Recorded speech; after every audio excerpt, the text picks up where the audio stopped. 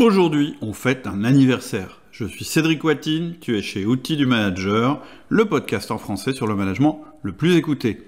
Le podcast a 15 ans. Et oui, 15 ans, c'est dingue quand j'y pense. J'ai démarré le podcast avec Laurie à l'époque, avec des bouts de ficelle, en mars 2009. Ça faisait déjà plus de 10 ans que j'avais repris ma première entreprise. Donc ça fait 25 ans, ça aussi c'est dingue, que je dirige des entreprises, que je manage des équipes. Et le plus dingue, c'est que j'en apprends encore tous les jours sur la manière de manager des gens et de diriger des entreprises. Le sujet est franchement inépuisable, les choses changent, mais il y a des basiques qui restent, et donc mon objectif, ça va être encore et toujours de te partager ce que j'apprends. Parce que je suis comme tout le monde. En 25 ans, j'ai fait plein d'erreurs, et d'ailleurs, c'est comme ça que j'ai pu en tirer des leçons. C'est comme ça que j'ai construit petit à petit mon système de management. Et puisque le podcast a 15 ans, voilà ce que je te propose aujourd'hui. Dans cet épisode, je te parle de mes 15 erreurs les plus utiles, entre guillemets, et comment je fais désormais pour les éviter. Mon but, c'est de te les éviter à toi aussi. Tu vas t'épargner des pertes de temps, de l'argent et des galères si tu évites ces 15 erreurs. Tu verras que certaines erreurs sont connues. Ce qui est moins connu, évidemment, c'est comment ne pas faire ces erreurs. Et bien sûr, ce que je te propose, parce qu'on est chez ODM, et qu'ici on est pragmatique, c'est de te donner des solutions que tu vas pouvoir appliquer. Donc effectivement, le contexte change, les choses évoluent, mais en management en direction d'entreprise, je pense qu'il y a des principes qui sont ancrés et qui sont ancrés pour très longtemps. C'est uniquement de cela que je vais te parler. Évidemment, pour celles et ceux qui ont des déclics à chaque fois que je vais parler d'une erreur, eh bien, il y a un moyen d'aller plus loin, c'est de t'inscrire au mail privé, et là, on va pouvoir discuter, partager un petit peu de manière un peu plus interactive que ce qu'on fait dans le podcast. Ce que je te propose pour commencer, c'est de te lister ces 15 erreurs, et puis ensuite, je vais rentrer dans le détail. La première erreur, c'est de ne pas croire au management. La deuxième erreur, ça a été de parler trop à la tête et d'oublier le cœur. La troisième erreur, ça a été de croire que je communiquais déjà assez. La quatrième erreur, ça a été de ne pas savoir écouter. La cinquième, d'essayer de changer les autres. La sixième, de ne pas faire de feedback. La septième, de trop attendre pour licencier. La huitième, d'utiliser la force plutôt que la fréquence. La neuvième, ça a été de recruter au feeling. La dixième, ça a été de ne pas compartimenter mon temps. La onzième, ça a été de manquer de clarté. La douzième, ça a été d'avoir trop d'indicateurs. La treizième, ça a été de trop travailler dans ma boîte. La quatorzième, ça a été de chercher la performance à court terme. Et la quinzième, ça a été de travailler ma vision plutôt que ma culture. Alors je te propose qu'on commence tout de suite avec la première erreur que j'ai faite, qui est tout bêtement de ne pas croire au management. C'est-à-dire que moi j'ai repris une entreprise, j'étais plutôt bon en stratégie, enfin en tout cas je le pensais, j'avais une vision assez claire de ce qu'il y avait besoin de faire dans cette entreprise, et je me suis dit que en fait ça suffisait pour que ça s'exécute. Donc ce que je faisais, c'est que je montais ma stratégie, j'expliquais aux gens en quoi elle était bonne, ils me disaient qu'ils étaient d'accord, et bizarrement, il se passait rien. Et donc, à partir du moment où j'ai vu qu'il se passait rien, je me suis dit, bon, bah, c'est parce que je suis pas assez sur le terrain. En fait, ce que je dis est vrai, mais pourtant, ça ne s'exécute pas. Donc, je dois aller sur le terrain, donc je dois être avec eux, donc je dois faire avec eux. Ce qui est, en général, la deuxième erreur qu'on fait. C'est-à-dire qu'un chef d'entreprise, tant qu'il n'a pas compris qu'il devait maîtriser ce qu'on appelle le management, eh bien, il va tout le temps se situer entre la tête, c'est-à-dire la stratégie, ou je dirais, il va se situer au niveau de la vigie du bateau, ou dans la cale à ramer avec les gens, mais il va juste oublier qu'il y a un stage intermédiaire, ce que j'appelle une courroie de transmission, qui s'appelle le management. Donc le rôle du management, de base, qu'est-ce que c'est ? Eh bien, c'est de faire que les gens suivent la stratégie, exécutent la stratégie. On va rentrer un peu plus dans le détail, mais déjà, il faut comprendre cette chose-là. Donc moi, assez vite, je me suis rendu compte, oui, effectivement, qu'il manquait quelque chose. J'ai assez vite identifié que ce qui manquait, c'était du management. Effectivement, j'en avais jamais vraiment fait. Et puis, je m'en étais jamais trop soucié, parce que pour moi, un petit peu, ça c'est une pensée qui est très répandue chez nous, c'est que le management, ça doit être naturel. C'est-à-dire qu'en gros, si tu es convaincant, si tu as une bonne stratégie, bah en fait, les gens naturellement, puisqu'ils sont pleins de bon sens et qu'ils sont bons, eh bien ils vont l'exécuter. La réalité, elle est tout autre, c'est que pour générer chez les autres les actions qui doivent être faites pour générer du résultat, eh ben, il faut avoir des techniques, il faut avoir un système, etc. La deuxième croyance que j'avais, c'était que j'étais pas doué avec les gens. Et donc, puisque j'étais pas doué avec les gens, c'est-à-dire pas spécialement doué avec les gens, ben, je serais pas doué en management. Et c'est à partir du moment où j'ai commencé à me former, où j'ai commencé à comprendre comment ça fonctionnait, c'est-à-dire le fait qu'il y ait des phases dans le management, que la première c'est la confiance, créer la confiance entre soi et les autres. Souvent on croit que c'est quelque chose qui est acquis, en réalité la confiance, c'est quelque chose qui se construit.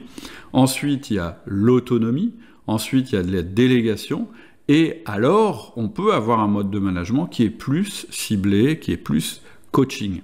Mais il y a plein d'étapes à faire pour réussir son management. Donc première erreur, ça a été vraiment de ne pas croire au management, et tant que je ne m'y suis pas intéressé vraiment, eh ben, j'oscillais entre ma stratégie, mon exécution, et en fait les choses se passaient jamais comme j'aurais voulu qu'elles se passent. C'est à partir du moment où j'ai découvert le management, que je l'ai systématisé, que là ça a commencé vraiment à bien fonctionner et à décoller. Erreur numéro 1, donc ne pas croire au management. L'erreur numéro 2 que j'ai faite, ça a été de ne parler qu'à la tête et pas au cœur. Évidemment, c'est une image, on ne parle pas des organes, mais disons que moi, dans mes études, et puis ensuite dans mes premières fonctions, qui étaient des fonctions de finance, j'étais, je dirais, plutôt extrêmement du côté de la rationalité. Enfin, pour moi, on ne prend des décisions que en les ayant étudiées, avec des chiffres, etc., etc. Et quelque part, c'est vrai. Hein, je veux dire, si tu maîtrises pas les chiffres, tu risques de prendre de mauvaises décisions. Le problème, c'est que au moment d'exécuter, si tu parles qu'à la tête des gens, c'est-à-dire à leur raisonnement, c'est-à-dire un petit peu au discours de « regardez, j'ai étudié et donc j'ai raison », eh bien ça va pas marcher. Pourquoi ? Parce que fondamentalement, un être humain, il ne se met pas en action parce que tu le convaincs rationnellement, il ne décide pas réellement avec des éléments rationnels, il va plutôt décider en fonction de ses émotions, c'est-à-dire décider s'il peut te faire confiance ou pas, décider si tu as l'air d'être quelqu'un qui a la tête sur les épaules, il va le faire en fonction de ce qu'il ressent, en fonction de ses émotions.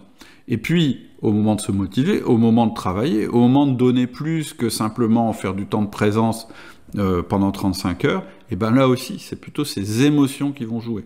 Quelqu'un qui est passionné, c'est pas quelqu'un qui a été convaincu rationnellement. C'est quelqu'un qui est en phase aussi au niveau de ses émotions avec le travail qu'il fait. Et là, pour moi, ça, c'était un peu nouveau, puisque c'est pas du tout ce qu'on m'avait appris. Et donc, voilà, je pensais qu'il suffisait simplement d'être convaincant, de ne pas avoir de contradicteurs, et dans ce cas-là, ça allait marcher. C'est tout à fait faux. Il faut absolument s'adresser au cœur des gens si on veut réussir à les mettre en action. Tant que la porte des émotions n'est pas ouverte, tant qu'elle est fermée, eh bien tu peux essayer de passer toutes les infos que tu veux, ça ne fonctionnera pas. Alors qu'est-ce que j'ai fait, moi qui étais justement pas doué avec les gens, et puis plutôt du côté de la rationalité, qu'est-ce que j'ai fait pour réussir à m'adresser entre guillemets au cœur des gens? Eh ben j'ai essayé de comprendre comment fonctionne un être humain, d'essayer d'en développer le mode d'emploi.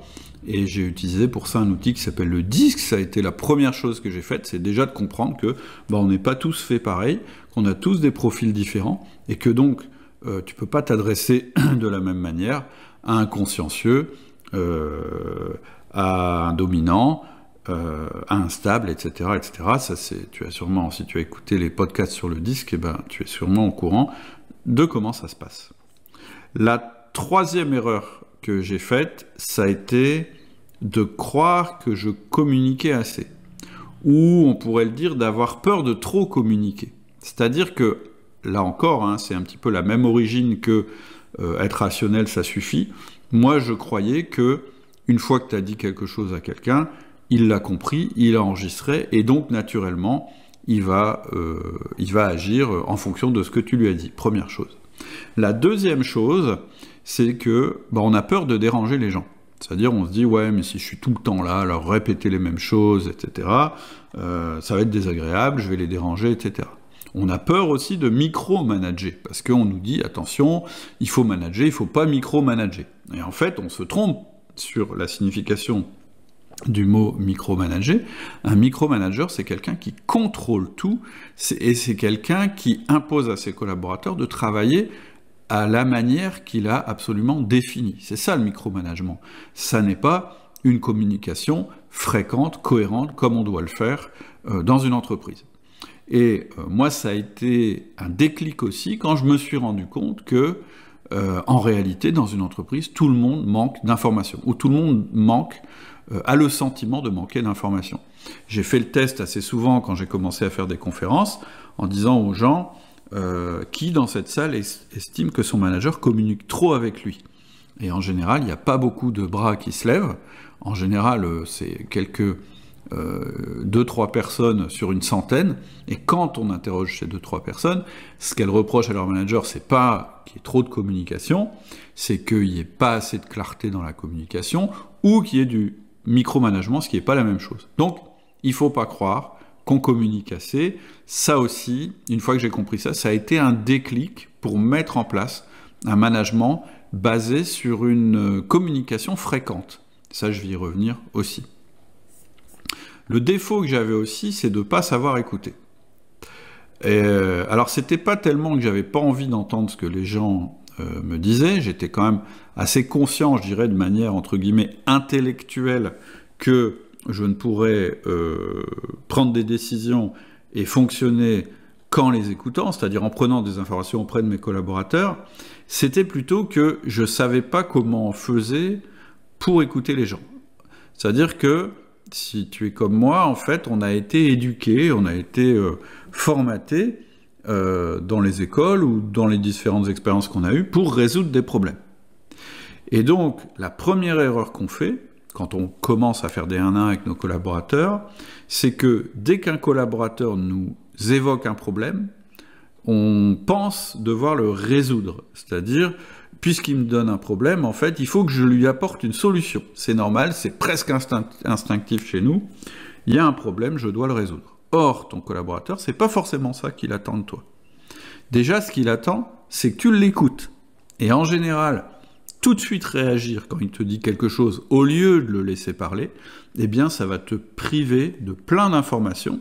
Et lui, ça va le frustrer, parce qu'en fait, ce qu'il voulait, c'était juste t'expliquer ce qui allait pas. Pas que tu sautes sur le problème pour lui dire non, c'est pas vrai, ou bah t'as qu'à faire ça, etc., etc. Première chose. La deuxième chose, c'est que quand on manque d'écoute, en général, et qu'on saute sur le problème pour le résoudre, en fait, on est court-termiste. C'est-à-dire que ce qu'on veut, c'est rapidement trouver une solution ou donner notre avis sur un problème qui a été évoqué. Parce qu'on se dit, bah comme ça, j'ai résolu le problème, et puis c'est tout, c'est bon, c'est résolu. Je lui ai dit comment il fallait qu'on fasse. C'est pas du tout une approche long terme. Si tu veux avoir une approche long terme, il faut que tu laisses tes collaborateurs s'exprimer, et ensuite, il faut que tu les aides à résoudre eux-mêmes leurs problèmes. Si tu résous toi-même tous les problèmes de tes collaborateurs, tu ne pourras jamais les rendre autonomes, tu ne pourras jamais déléguer, et ça te retombera dessus. Donc, pour avoir une meilleure écoute, moi j'ai 2 techniques quand je suis en entretien avec quelqu'un. La première technique, c'est la technique de la respiration. C'est-à-dire que quand quelqu'un me parle et que je dois lui répondre, que je veux lui répondre en 1-1, je m'impose de faire une respiration avant de lui répondre. Et tu verras qu'en général, quand tu fais ça, l'autre se met à continuer de parler. Parce qu'en fait, il n'a pas forcément le même profil que toi, il est peut-être stable, et les stables, ils ont besoin de temps pour expliquer les choses. Et en fait, tu vas te rendre compte, oui, donc il continue de parler, et même qui, dans ce qu'il te dit, évoque la solution à son problème. C'est-à-dire c'est déjà quelque chose qui va t'éviter de devoir prendre en charge un problème, alors que c'est plutôt ton collaborateur qui pourrait le résoudre. Donc, mon premier conseil, c'est, puisque tu laisses cette respiration entre les interactions, c'est de laisser l'autre développer son argument et ne pas préparer ta réponse mentalement, être vraiment dans l'écoute. Cette histoire de respiration, ça va vraiment te permettre ça, c'est-à-dire que tu commences vraiment à réfléchir à ce que tu vas dire au moment où l'autre a fini de parler, pas pendant qu'il parle. Et puis, deuxième technique, c'est de prendre des notes, parce que quand tu prends des notes, tu peux plus difficilement interrompre la personne, puisque tu es en train d'écrire ce qu'elle te dit. Et ma troisième technique, c'est le ping-pong. Alors, c'est pas tout à fait une technique d'ailleurs qui permet de savoir écouter, c'est plutôt une technique qui permet de ne pas prendre le problème de l'autre. Parce que très souvent, au début, quand tu fais du management, tu vas te retrouver, tu auras envie d'aider les choses, tu auras envie que ça se passe bien, et du coup, tu vas prendre en charge les problèmes de tes collaborateurs, ce qui ne va pas favoriser l'autonomie dans ton équipe. Donc moi, là, mon outil, c'est le ping-pong, c'est-à-dire que quand quelqu'un me dit « Écoute, j'ai un problème », donc je laisse décrire le problème, j'attends que qu'il me donne une solution, c'est-à-dire que je lui donne pas de solution, j'attends simplement qu'il me la donne, et si vraiment il me la donne pas, au lieu de lui dire tu sais, moi je pense que tu devrais faire ça, je relance, c'est-à-dire le ping-pong, c'est lui renvoyer le problème. Donc ce que je fais, c'est que je lui dis ouais, donc ton problème c'est ça, ok, ouais, c'est embêtant, et donc qu'est-ce que tu vas faire? Et je repousse de toutes mes forces sa volonté de me confier son problème, puisque c'est moi le manager et que c'est lui le collaborateur, et que je sais que si il réussit à résoudre le problème lui-même, eh bien, on aura gagné tous les deux. Donc voilà, quatrième erreur que j'avais, c'était vraiment de ne pas savoir écouter. Moi, juste, j'avais pas appris. Et puis, j'ai un profil dominant, et donc, un des défauts des dominants et des influents, c'est de ne pas écouter les autres. L'erreur suivante que j'ai faite, ça a été d'essayer de changer les autres. D'ailleurs, pas seulement au niveau du travail, mais aussi dans la vie, puisque j'avais un petit peu des connaissances sur le mode emploi de l'être humain, je me suis dit, c'est super, c'est un super levier, ça va me permettre de changer les autres. Quand je dis changer les autres, ça veut dire changer leur pensée, c'est-à-dire que je me disais, quand il y a quelqu'un qui, dans mon entreprise, qui ne fait pas comme je voudrais qu'il fasse, faut que je change ses pensées, et en changeant ses pensées, finalement, je vais changer ses actions. Et en fait, l'intention était bonne, hein. L'idée, c'était, c'est quand même plus efficace d'avoir des gens qui sont tous d'accord avec moi, et qui sont sur la même longueur d'onde, entre guillemets, et qui pensent comme moi, parce que du coup, s'ils pensent comme moi, etc., ils vont exécuter d'une meilleure manière. Et ça paraît logique, je pense que ce genre de raisonnement, tu l'as eu certainement. Le petit problème, c'est que on n'est pas des psys, toi et moi. On a beau avoir lu quelques bouquins et avoir quelques techniques qui sont très efficaces par ailleurs, hein, je ne les remets pas en cause, les techniques que je propose, mais on n'est pas des psys. Et d'ailleurs, même un psy qui a consacré toute sa carrière à ça, quand il a un patient qui vient le voir et qui est consentant, il ne va pas forcément réussir, même avec quelqu'un de consentant, il ne va pas forcément réussir à changer les pensées de son patient. Donc, nous, en tant que manager non psy, avec des collaborateurs qui ne sont pas forcément, entre guillemets, consentants à s'ouvrir à nous, on n'a aucune chance de réussir à changer leurs pensées. En fait, moi, je pars du principe, parce que c'est plus réaliste et plus pragmatique, et du coup, ça fait partie de mes contraintes. Assez vite, je me suis dit, mais non, d'abord, j'ai pas le droit, hein, éthiquement, ma mission, c'est pas de changer les pensées des gens, je suis pas un gourou, je suis pas un psychologue, ma mission, c'est de changer les comportements de mes collaborateurs pour qu'ils obtiennent des résultats. Je me suis dit, c'est ça ma mission. Et donc, commencer à me dire, je vais changer leurs pensées pour que les comportements changent, alors que je n'ai accès qu'à la couche extérieure de nos collaborateurs, c'est-à-dire que ce que tu vois de tes collaborateurs, c'est quoi? C'est pas leurs pensées. Tu les vois pas devant les yeux. Tu peux écouter ce qu'ils te disent, mais est-ce que c'est exactement ce qu'ils pensent? Moi, j'en suis pas toujours sûr. En tout cas, ce à quoi tu as accès, l'extérieur de ton collaborateur, ce que tu vois factuellement, ce sont ses comportements. Et donc, assez vite, je me suis dit, mais non, Mon objectif, c'est pas de changer les pensées des gens. De toute façon, c'est une quête sans fin. Mon objectif, c'est de changer les comportements des gens. La façon dont ils agissent, parce que c'est comme ça que j'obtiendrai des résultats. Et donc, mon mode d'emploi des gens, ma communication, la manière dont je vais les influencer, ça va simplement servir à faire évoluer leur comportement. Je ne cherche pas à savoir si leurs pensées ont évolué, c'est pas mon problème, c'est le leur. Moi, ce que je recherche, c'est qu'ils aient des comportements qui soient en phase avec l'exécution de la stratégie qui a été décidée dans l'entreprise. 6e erreur que j'ai faite, c'est de ne pas faire de feedback. Alors, à l'époque, d'ailleurs, j'aurais pas dit j'ai du mal à faire des feedbacks, parce que je connaissais pas forcément le terme, j'aurais peut-être dit à faire des critiques, à dire vraiment ce que je pense, à recadrer les gens, etc., etc. En fait, on a toujours du mal à aller voir quelqu'un pour lui dire que quelque chose ne va pas, qu'il doit modifier son comportement, etc., etc. Parce que je pense que c'est simplement parce qu'on se sent gêné, parce qu'on a peur que ça dégénère en conflit, parce qu'on a peur que ça abîme la relation qu'on a entre nous, ou simplement parce qu'on n'a pas la technique pour le faire. Mais en tout cas, aller faire un feedback à quelqu'un, c'est-à-dire aller voir quelqu'un et lui, par exemple quelqu'un qui est un peu en retard à chaque fois aux réunions, ça peut nous agacer, mais bizarrement, la réaction qu'on peut avoir, c'est d'en parler à tout le monde, sauf à la personne en question.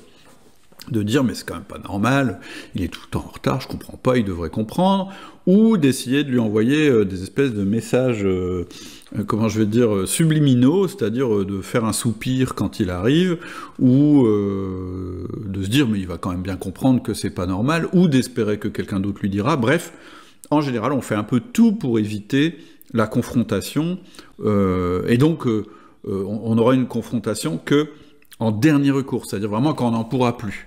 Et en général, quand on n'en peut plus, c'est le moins bon moment pour faire un feedback, parce que du coup, on risque de un peu perdre la maîtrise, d'être trop violent. Je reparlerai de la violence ou de la force tout à l'heure en management, mais en tout cas, on le fait pas de la bonne façon.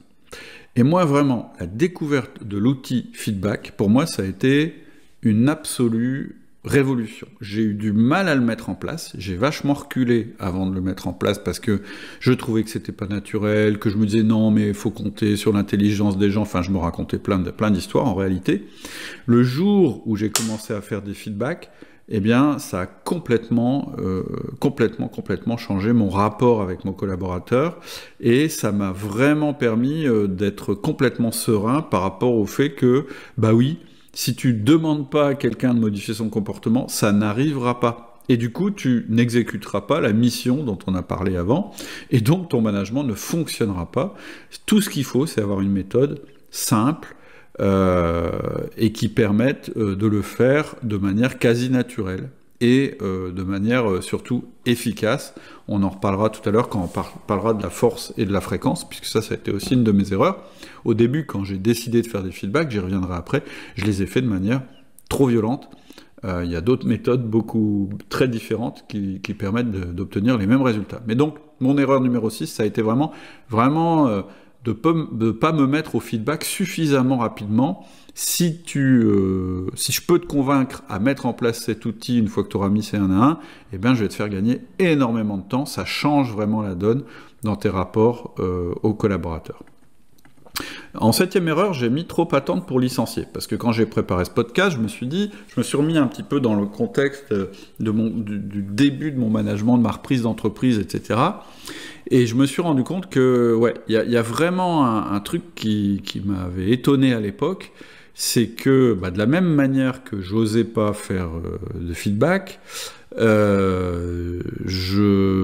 j'avais du mal aussi à j'irais prendre la décision entre guillemets finale avec des collaborateurs en fait qui pouvaient pas rester dans l'entreprise. C'est-à-dire que je savais que ça allait pas s'améliorer, je savais qu'il n'y avait pas d'autre solution et pourtant je ne passais pas à l'action.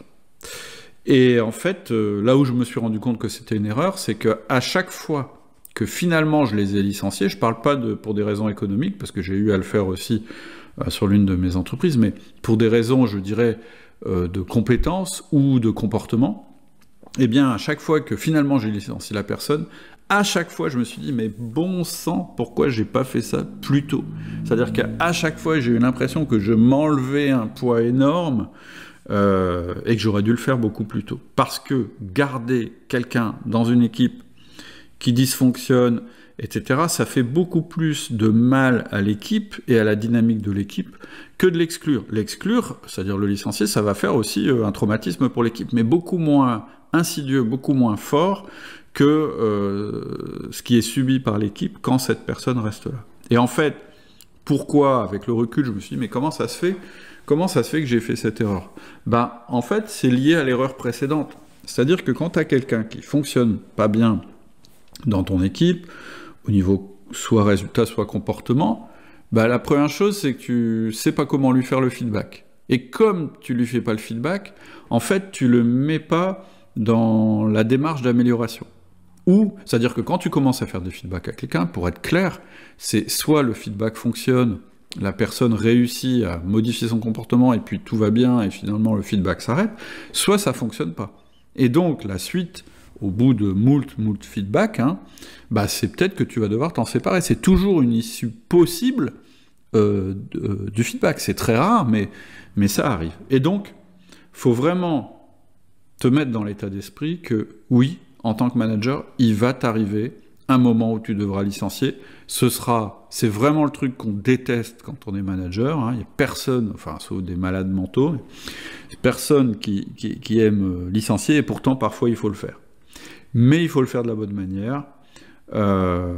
Si on n'apprend pas à faire du feedback d'abord, en fait, le risque, c'est de passer de 0 feedback à un licenciement. Genre, la personne, tu lui as jamais rien dit, et tout d'un coup, ça y est, tu l'as dans le collimateur, tu as décidé de passer à l'action, et là, ça va être super violent, et c'est pas du tout ce qu'on veut. Ce que je te conseille, si tu veux comprendre comment ça fonctionne, le licenciement, je parle pas du licenciement économique, mais pour insuffisance professionnelle ou pour comportement, on a fait un podcast là-dessus qui s'appelle « Comment licencier ».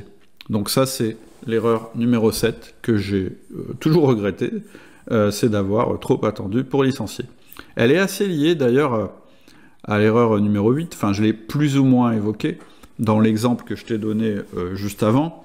Je t'ai dit, le risque en fait quand tu fais pas de feedback, c'est de passer d'une relation où tu communiques pas vraiment avec ton collaborateur sur ses problèmes, ou alors tu communiques que positivement, jamais tu lui dis ce qui va pas, puis tout d'un coup tu décides de licencier. Et ça, c'est ultra violent pour ton collaborateur.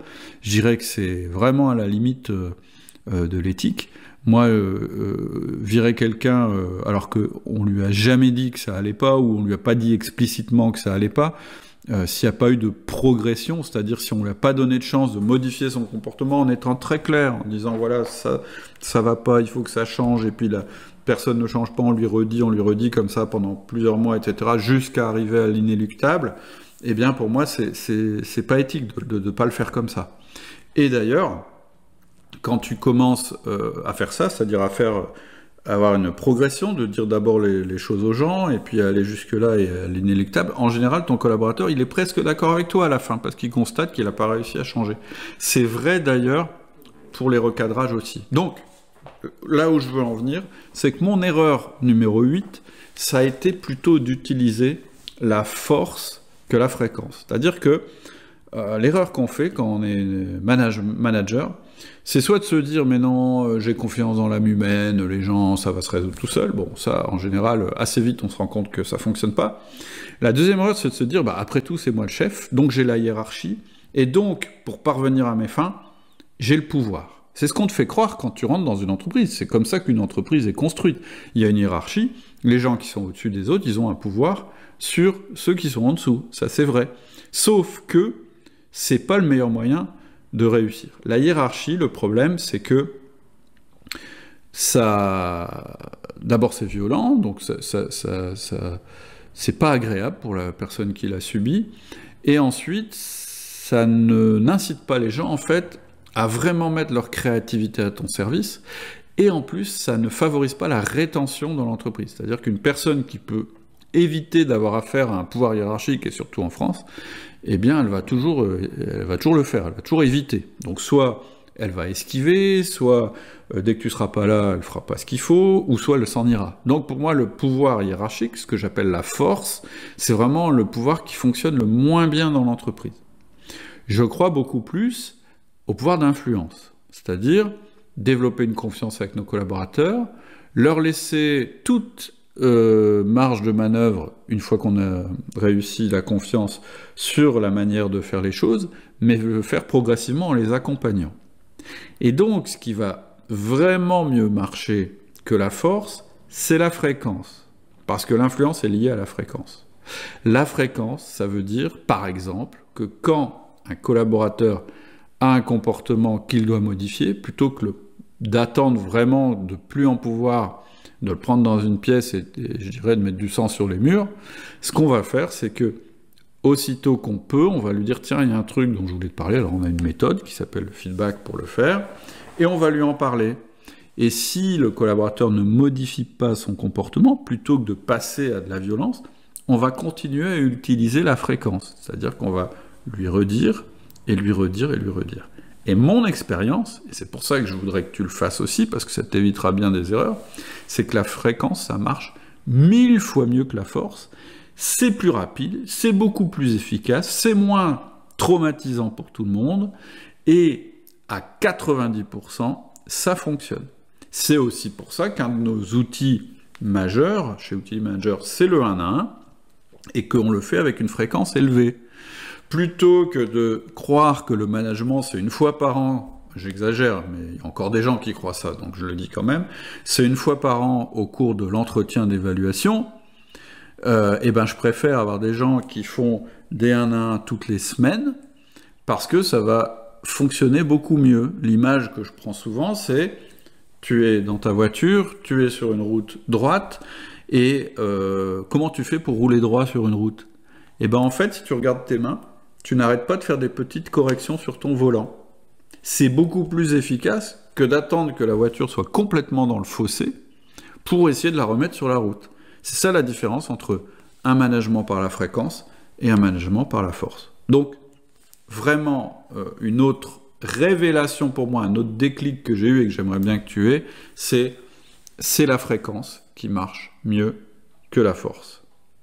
Si c'est pas clair ce que je dis là-dessus, si tu comprends pas exactement ce que ça veut dire, n'hésite pas à me poser des questions via les mails privés. 9e erreur que j'ai faite au début, c'est recruter au feeling, c'est-à-dire trop vite et sans méthode. Et moi, j'ai planté mes premiers recrutements à cause de ça. Alors, je les ai pas plantés tous, des fois j'ai eu du bol, parce que le feeling et la compétence étaient en même temps chez la personne. Mais en gros, mon taux de réussite en termes de recrutement, et je pense que c'est le taux de réussite quand tu recrutes au feeling, c'est 50-50. Ce qui est débile. C'est-à-dire que aucun chef d'entreprise, aucun manager ne déciderait d'un investissement important en se disant « Ouais, bon, bah, j'achète une machine à plusieurs millions, ou à plusieurs dizaines de milliers d'euros, ou centaines de milliers d'euros, et finalement, bon, il y a une chance sur deux qu'elle marche, la machine. » Personne ferait ça, on est d'accord. Et pourtant, en recrutement, c'est ce qu'on entend. Et c'est le même genre d'investissement. C'est-à-dire que quand tu fais rentrer quelqu'un qui coûte plusieurs dizaines de milliers d'euros par an dans ton entreprise ou dans ton équipe, eh ben c'est comme si tu faisais un investissement lourd. Et en plus, quand tu te plantes, c'est-à-dire que quand tu recrutes quelqu'un qui fait pas l'affaire, c'est pas seulement une catastrophe au niveau coût financier, évidemment c'est une catastrophe au niveau coût financier, parce que non seulement tu as dépensé de l'argent pour recruter le bonhomme, mais en plus tu as commencé à le payer, mais en plus va falloir le sortir de l'effectif, et si c'est en dehors de la période d'essai, tu vas devoir lui donner de l'argent, mais en plus il va falloir re-recruter quelqu'un, donc tu vas recommencer, donc déjà au niveau financier c'est une catastrophe, mais au niveau temps c'est pareil, au niveau perte de motivation, de morale et de dynamique dans ton équipe, ça va être catastrophique aussi. Donc, bien recruter déjà, c'est ultra risque. Enfin, recruter déjà, c'est un très grand risque. Le même risque même plus important, je pense, que quand on fait un investissement lourd. Première chose. Et en plus, non seulement c'est risqué, mais en plus c'est ultra important. C'est ultra important parce que si tu te plantes, ça coûtera cher, mais c'est ultra important parce qu'en réalité, plus tu vas bien tu vas recruter des profils excellents, plus ce sera facile de manager ensuite. Donc, moi je le dis souvent, la première clé du management, c'est de bien recruter. Ça ne veut pas dire qu'on choisit toujours, mais en tout cas, quand on a la chance de pouvoir choisir qui on va recruter, vraiment, c'est une voie royale pour pouvoir ensuite bien manager. Donc, comment j'ai fait finalement? Une fois que je me suis dit, mais je peux pas continuer comme ça va pas. Oui, une autre raison d'ailleurs pour laquelle je recrutais mal, c'est que je voulais recruter rapidement. En général, quand on prend la décision de recruter, on est pressé, on l'a annoncé à nos équipes qui n'en peuvent plus, etc., etc. Et en plus, les agences de recrutement, en général, elles te poussent à recruter, puisque elles sont comme toi, elles ont plutôt intérêt à ce que le recrutement se fasse vite, ça leur coûtera moins cher et elles encaisseront l'argent plus vite. Donc, tu as plein de raisons de te planter sur le recrutement. Donc, la première chose à faire, c'est déjà de changer d'état d'esprit. Je vais te donner plusieurs choses à bien s'ancrer dans la tête quand on fait un recrutement. Le premier et le plus important, c'est il vaut mieux rater un bon candidat plutôt que recruter un mauvais. Alors, je fais la démonstration dans la formation qu'on a créée là-dessus, je ne vais pas la faire ici, mais à tous les coups, si tu rates un bon candidat, c'est pas très grave. C'est dommage, mais c'est pas très grave. Si tu fais rentrer un mauvais, c'est une catastrophe. Donc, premier état d'esprit, préférer rater un bon plutôt que de recruter un mauvais. Deuxième état d'esprit, il faut se retirer de la tête que quand on est en entretien avec un candidat, premier entretien, on a le même objectif. C'est l'erreur qu'on fait quasiment tous, moi je la fais encore quelques fois. C'est de se dire, en fait, lui veut trouver un emploi, et moi je veux trouver un candidat. Donc on a le même objectif. Pas du tout. Au début du recrutement, ton objectif, ça doit être d'être dans un état d'esprit, entre guillemets, négatif. C'est-à-dire trouver toutes les raisons pour lesquelles tu ne vas pas le prendre. C'est ce que je te conseille. Plus tard, quand tu auras vraiment écrémé et que tu n'auras plus que des candidats de valeur, tu pourras changer d'état d'esprit et passer à un état d'esprit positif. Donc la deuxième chose à comprendre, c'est il faut vraiment avoir deux états d'esprit dans le processus d'un recrutement. Un état d'esprit excluant au début du processus et un état d'esprit incluant ou inclusif, je ne sais pas comment on dit, à la fin du processus. Troisième changement de mindset qu'il faut avoir pour bien recruter, c'est vraiment déterminer notre choix, notre premier choix, c'est-à-dire le moment où on va sélectionner les candidats, sur du comportemental plutôt que sur du feeling. Alors, je vais pas faire toute la formation sur le recrutement, mais qu'est-ce que ça veut dire? Ça veut dire que le plus important au début, c'est s'assurer que la personne sera capable de faire les missions, c'est-à-dire qu'elle en a la capacité qu'on va lui demander, plutôt que son tempérament, son adéquation avec la culture d'entreprise, etc. Le premier juge de paix, c'est celui-là. Et comment on fait pour être sûr que la personne pourra le faire? En regardant son passé, en regardant son historique et en regardant ce qu'elle a déjà fait. Voilà pour les mindsets vraiment à modifier quand on fait du recrutement. Et donc, moi, une fois que j'ai changé mon mindset, j'ai créé mon approche, et je l'ai créé d'ailleurs avec un ancien responsable de recrutement, et on a créé la méthode recruteur d'élite. Et donc, on a eu une approche plus scientifique, une approche scientifique comme pour un investissement. Ça ne veut pas dire qu'il n'y a pas d'humain dedans, mais en tout cas, on a eu un principe d'étape, avec des barrières et passages, et à chaque étape, on a un principe, une méthode et un état d'esprit. Et puis aussi, on a aussi beaucoup travaillé en amont avec l'équipe. Moi, maintenant, c'est ce que je fais, parce que recruter quelqu'un, c'est l'occasion aussi de rebrasser les cartes dans ton équipe, et finalement, après en avoir discuté avec ton équipe, quelquefois, tu recrutes pas le profil que tu avais prévu au départ. Voilà. J'en dis pas plus, j'en ai dit assez sur le recrutement, mais voilà, une erreur majeure que j'ai faite au début, c'est de recruter au feeling. Ensuite, qu'est-ce que j'ai comme erreur? Ah oui, ne pas compartimenter mon temps. C'est mon erreur numéro 10. Et donc, ce qui se passait, en fait, quand je n'avais pas de méthode d'organisation de mon temps, eh bien, j'étais... au niveau du management, il m'arrivait deux choses. C'est que j'étais envahi par mes collaborateurs. Donc, l'impression qu'en fait, le management, ça s'arrête jamais. Et je pratiquais un management diffus. C'est-à-dire un management diffus, c'est quoi? C'est tu vas à l'entreprise, tu gères des choses et parmi tout ça, tu fais du management, ou tu crois que tu fais du management. Donc, premier problème au niveau du management, un problème d'envahissement, c'est-à-dire de non-maîtrise de mon temps, et un management diffus, c'est-à-dire inefficace, où je me rendais compte que finalement, ça marchait pas du tout. Deuxième problème, au fait de ne pas compartimenter mon temps, au niveau de mon travail, c'est-à-dire de ma production, de ma productivité. Du coup, tout était mélangé. J'avais des listes de tâches, c'était le truc que j'utilisais, et en fait, mes listes de tâches, elles étaient infinies, donc j'avais l'impression de ne jamais m'en sortir. Et aussi, je ne savais absolument pas combien de temps, j'avais une mauvaise évaluation de mon temps. Donc je me plantais tout le temps dans mon agenda. Donc, pas compartimentant, ça avait deux effets vraiment problématiques. Un au niveau du management, et un au niveau de mon travail, de ma productivité. Et donc, comment j'ai résolu ça? Avec deux choses principales. La première chose, au niveau du management, ça a été de mettre en place des rituels de management. Ça a été l'origine du 1 à 1, du feedback, etc., de tout ce dont on parle. Pourquoi?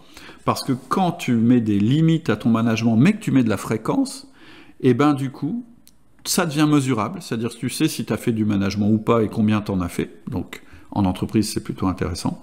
C'est du temps concentré, c'est-à-dire que le temps que tu passes avec tes collaborateurs quand tu fais du management, il est beaucoup plus efficace, il a beaucoup plus d'impact, et ça permet de développer l'autonomie avec tes collaborateurs, parce que s'ils savent que s'ils te voient une fois par semaine, entre-temps, ils ne te dérangent plus.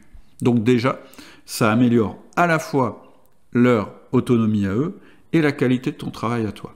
Et pour le travail, moi, la révélation que j'ai eue, ça a été, plutôt que des listes de tâches infinies, d'avoir des créneaux de temps dans mon agenda avec des rendez-vous avec moi-même. C'est-à-dire, dans un agenda, il ne faut pas mettre que ses rendez-vous avec ses collaborateurs, ses clients, etc. Il faut mettre des rendez-vous avec soi-même et il faut savoir à l'avance ce qu'on va faire pendant ce créneau.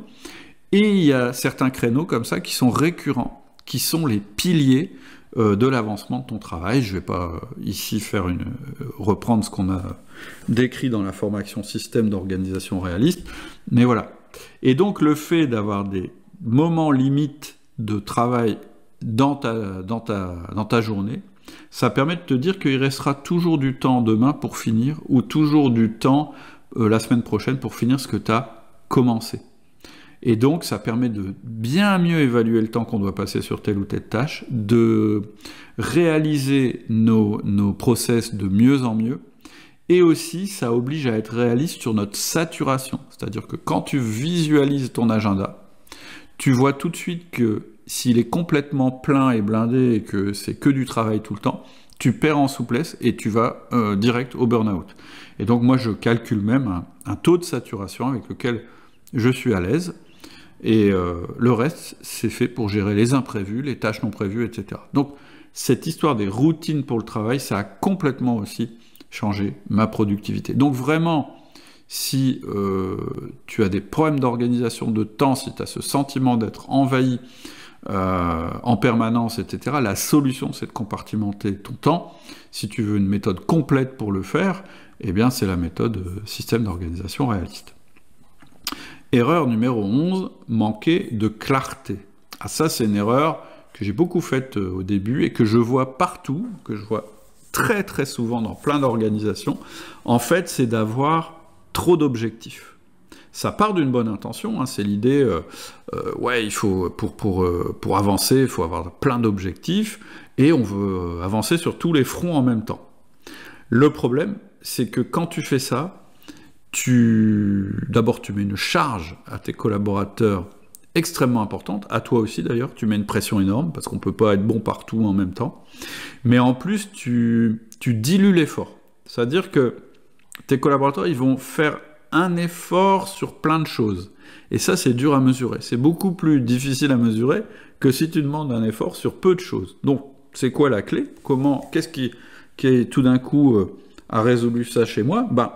Au lieu de prendre le début d'année et puis de me dire, cette année, il faut qu'on fasse ça, et de dire à mes collaborateurs en début d'année, il y a tout ça à faire, et de leur présenter un truc genre avec 10 ou 12 objectifs, je me suis dit non. Je vais prioriser les objectifs, je vais dire, pour l'instant, on se concentre sur ces 3 objectifs. Et tant qu'on ne les a pas résolus, on ne passe pas aux 3 suivants, etc., etc. En fait, la clé, elle est très simple, c'est, oui, tu peux avoir plein d'objectifs, mais tu dois, sur des périodes de temps courtes, réduire ces objectifs. C'est-à-dire que tu peux avoir plein d'objectifs sur 5 ans, un peu moins sur 2 ans, un peu moins sur 1 an, et ainsi de suite. Et donc la clé, c'est de jouer sur les périodes. Et donc moi, ce que j'ai fait, c'est tout con, mais j'ai dit, ben non, au lieu de faire des objectifs sur 360 jours, ce qu'on fait classiquement, moi je fais des objectifs sur 90 jours. Et tant que ces objectifs sont pas faits, je passe pas au suivant. C'est tout bête, mais il y a très peu de monde qui le fait, et on limite ce nombre d'objectifs à 3 objectifs maximum. Du coup, t'es beaucoup plus clair, t'es beaucoup plus focus, et tu mets de la pression, mais sur ce qui compte, pas sur plein de choses. On a développé une méthode là-dessus qui s'appelle management par objectif en 3 temps, et elle est basée sur cette idée toute simple, et elle évite l'erreur de manquer de clarté. L'autre erreur que j'ai faite, parce que j'ai regardé un petit peu mes tableaux de bord de l'époque, c'est d'avoir trop d'indicateurs. Ça vient un peu d'ailleurs de l'erreur d'avant, qui est de manquer de clarté, parce qu'on a trop d'objectifs en général. Mais ça vient aussi d'autre chose, c'est que en général, quand on met de nouveaux objectifs, on crée aussi de nouveaux indicateurs, ce qui est très bien. Mais on oublie de tuer les anciens indicateurs. Et donc, ce qu'il faut bien comprendre, c'est que les indicateurs, c'est pas fait pour fliquer les gens. Les indicateurs, c'est fait pour voir si, d'une part, pour le chef d'entreprise ou pour le manager, juste de vérifier qu'on est à le bon cap et que tout va bien. Mais par rapport au management, à quoi ça sert un indicateur? Ça sert pas à fliquer, ça sert, entre guillemets, à donner une vision du monde à ton collaborateur. Ça sert à attirer son attention sur ce qui est important. Qu'est-ce que ça veut dire? Ça veut dire que si tu mesures tout, tu n'attires l'attention sur rien. C'est-à-dire que si tu as une batterie d'indicateurs, là on est en audio, je peux pas te montrer, mais si par exemple sur mon ordinateur, j'ai plein de voyants dans tous les sens, comme dans un avion, et que je ne sais pas conduire un avion, je ne vais pas savoir quoi faire. Alors que si j'ai que 3 indicateurs qui sont, je dis n'importe quoi, le carburant qu'il y a dans les réservoirs, la hauteur de l'avion et la distance par rapport à ma destination, hein, je dis n'importe quoi, là j'ai compris ce qu'il fallait que je regarde, et ce qui est important. Bah, tes collaborateurs, c'est pareil. S'ils ont accès à 150 indicateurs, en fait, ça leur donne pas de vision du monde. Alors que si tu as sélectionné pour eux les 3 indicateurs importants, ou les 2 indicateurs importants, ou même les 4 indicateurs importants, quelque part, tu fais du management. Tu fais pas du management direct, mais tu fais du management de type qu'on appelle nudge, c'est-à-dire tu attires leur attention sur des choses, et quand on attire l'attention des gens sur des choses, eh bien, ils s'en occupent. C'est souvent là, on comprend de travers la phrase de « en entreprise, ce qui n'est pas mesuré n'existe pas ». Ça ne veut pas dire qu'il faut tout mesurer. Ça veut dire qu'il faut mesurer ce qui est important. Et en fonction de ce que toi tu vas mesurer, ils vont comprendre ce que tu veux changer. Donc, attention au nombre d'indicateurs. Moi, au début, je faisais du contrôle de gestion, donc j'étais un peu énervé avec ça, je mesurais tout. Aujourd'hui, c'est plus du tout comme ça que je travaille. J'ai des indicateurs limités. Erreur numéro 13, alors c'est plus une erreur de patron, mais ça peut être aussi une erreur de manager, c'est de trop travailler dans ta boîte et de pas assez travailler sur ta boîte. Ça, c'est vraiment une phrase que j'adore, parce qu'elle est très très simple, et la phrase qui va avec, c'est si tu es chef d'entreprise et que tu travailles dans ta boîte, t'as pas une entreprise, t'as un job, voilà. C'est-à-dire que la caractéristique d'un chef d'entreprise, c'est pas de faire que les choses adviennent, c'est-à-dire de pas être dans le quotidien de l'entreprise, mais c'est de diriger son entreprise, de la modifier, de faire en sorte qu'elle ait un avenir finalement. Et en fait, pour un manager, c'est pareil. Peut-être c'est un peu moins le cas, mais un manager, si jamais il prend du recul par rapport à son équipe et à la manière d'améliorer son équipe, et qu'il est en permanence dans le quotidien à travailler avec eux, il fait pas vraiment son rôle de manager. D'ailleurs, on se trompe souvent à propos de l'exemplarité. Moi, j'ai plein de copains chefs d'entreprise qui me disent « Non, mais moi, je suis chef d'entreprise, donc il faut que j'arrive le premier et que je reparte le dernier de la boîte. » Ils croient que c'est ça l'exemplarité. En fait, l'exemplarité, c'est pas ça du tout. Quand tu fais ça, en fait, quand tu bosses comme un taré parce que tu veux être celui qui travaille le plus de la boîte, qu'est-ce que tu leur montres comme exemplarité? C'est faut tous être au bord du burn-out. Il y a personne qui aime avoir un patron ou un manager au bord du burn-out. Ce qu'on veut, c'est quand on est collaborateur, c'est avoir un patron ou un manager qui est clair, qui met de la clarté, qui nous respecte, qui prend soin de lui, parce que quand on prend soin de soi, on prend aussi soin des autres, etc., etc. L'exemplarité, c'est ça. Donc c'est pas du tout d'être le meilleur de ta boîte ou de celui qui travaille le plus, etc. Et donc, moi j'ai eu aussi ça, hein, j'étais trop dans ma boîte, et du coup, en fait, je m'occupais pas vraiment de la stratégie, etc.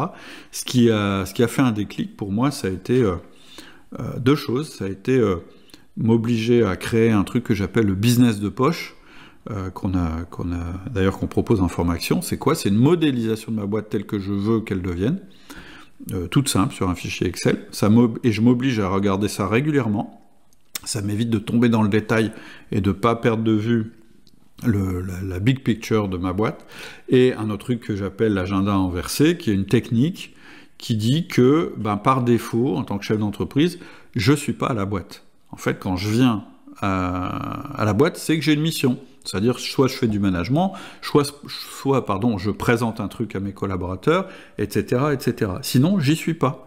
C'est ça que j'appelle l'agenda inversé. En général, l'agenda d'un dirigeant, c'est le lundi, je suis à ma boîte, le mardi aussi, etc., etc., sauf si je suis en déplacement. Non, ça sert à rien d'être dans ta boîte si tu n'as pas de fonction opérationnelle dans ta boîte ou de fonction de management.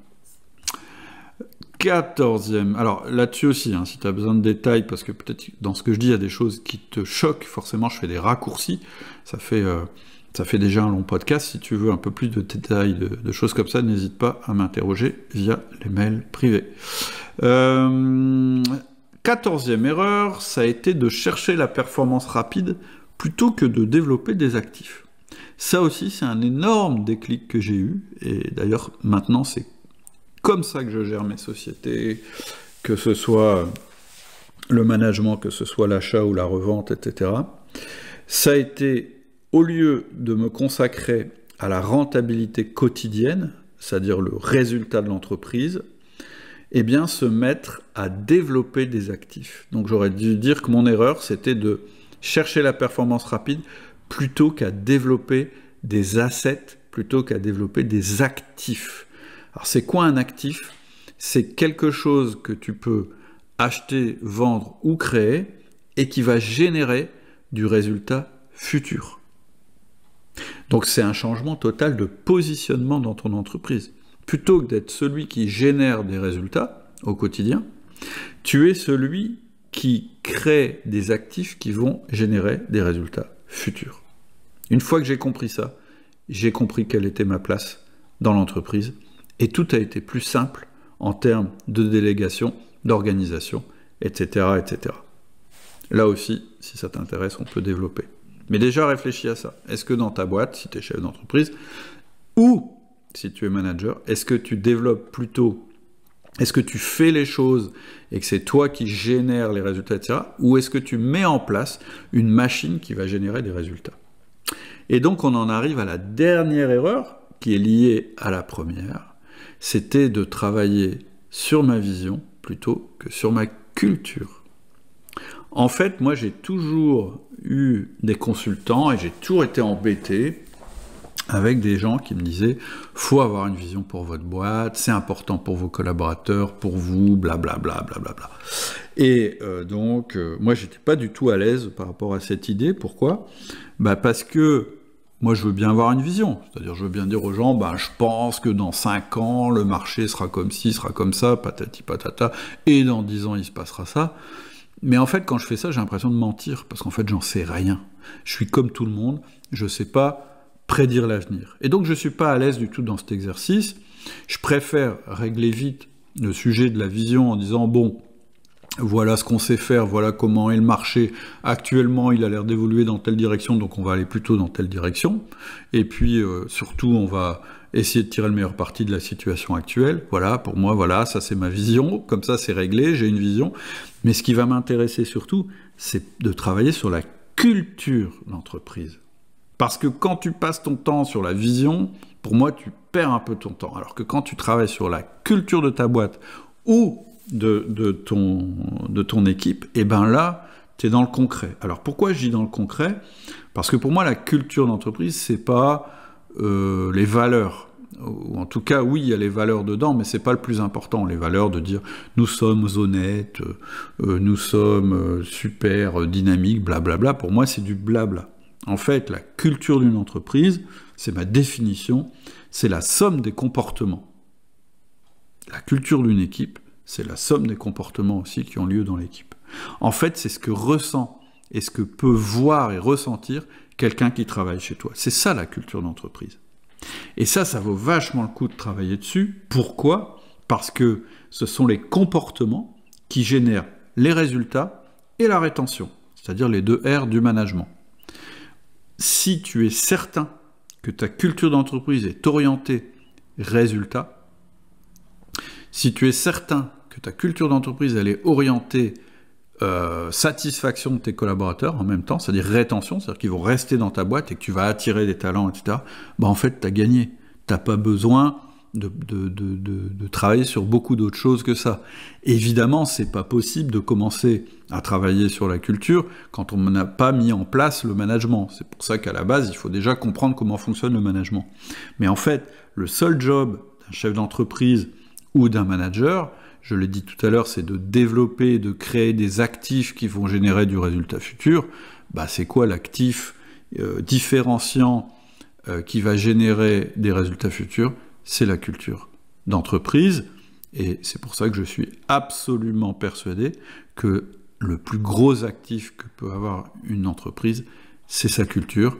Et la culture, elle vient de la manière dont on manage les collaborateurs. Voilà pour mes 15 erreurs. Je suis désolé, c'est un podcast qui est un peu long. J'espère que ça t'a bien agité le cerveau. J'espère que ça t'a donné des déclics. J'espère que ça t'a donné envie de creuser certains aspects. Si tu veux les creuser avec nous, on est à ta disposition. Surtout, si tu as aimé cet épisode, n'hésite pas à laisser un commentaire, à mettre 5 étoiles sur ton appli de podcast. Ça va nous aider beaucoup, c'est presque la moindre des choses. Donc je te fais confiance pour nous mettre une note sympa et surtout un commentaire sur le podcast. Je te dis à bientôt.